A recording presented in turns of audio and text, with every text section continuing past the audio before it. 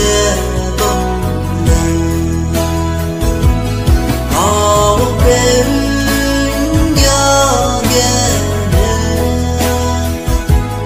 vì nè tu tình đưa lên để đây ghé bên năm về sau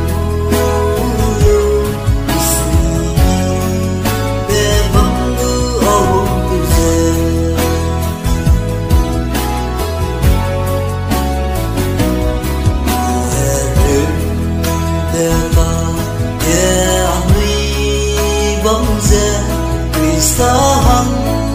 nghe ta đến giờ bóng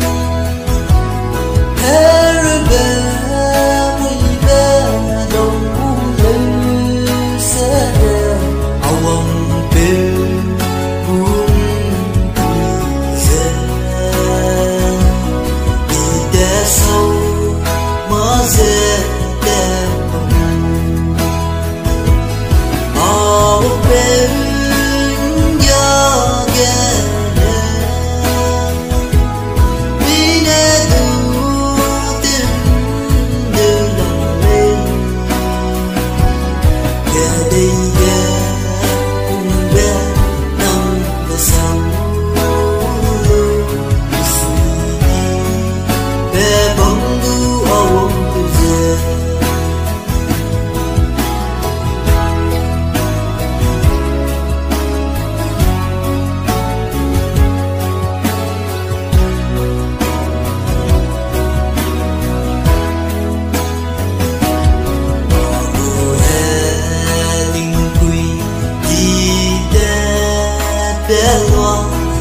ra mai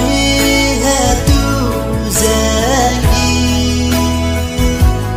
tay bây giờ thằng dễ để tu